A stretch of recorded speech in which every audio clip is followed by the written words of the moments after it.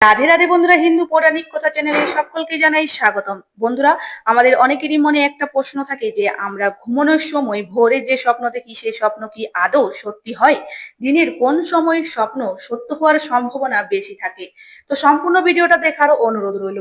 সারাদিন আমাদের মাথায় নানান রকমের জিনিস ঘোরে, আমাদের অবচেতন মনের আমরা অনেক কিছুই ভেবে থাকি, সেখানে সব সময় কিছু না কিছু চলতেই থাকে।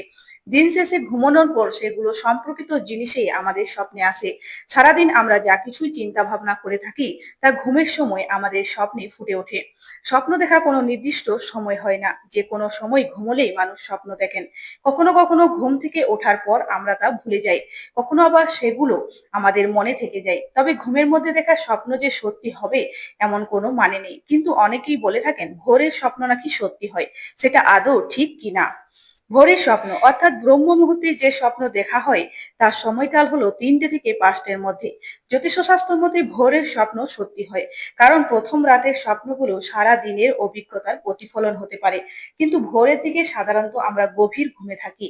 গভীর ঘুমের সময় দেখা স্বপ্নগুলো অবচেতন মন থেকে আসে, তাই সেই সময়ে স্বপ্নগুলো সত্যি হলেও হতে পারে। রাতের স্বপ্ন প্রথম রাতে মস্তিষ্ক সক্রিয় অবস্থায় থাকে, সেই সময় দেখা স্বপ্ন দিনের বেলায় অভিজ্ঞতার সঙ্গে বাস্তবসম্মত হতে পারে। অর্থাৎ সারাদিন আমরা যা যা নিয়ে ভেবে থাকি বা দেখে থাকি তারই প্রতিফলন হতে পারে প্রথম রাতের স্বপ্ন। দিনের বেলায় স্বপ্ন দিনের বেলায় যে স্বপ্ন দেখা হয় সেই স্বপ্ন বাস্তবায়িত না হওয়ার সম্ভাবনাই বেশি। দুপুরে দেখা স্বপ্ন দুপুরবেলায় ঘুমের মধ্যে দেখা স্বপ্ন খুব একটা সত্যি হয় বলে মনে করা হয় না। এ ধরনের আরো ভিডিও পেতে আমার চ্যানেলটিকে সাবস্ক্রাইব করুন।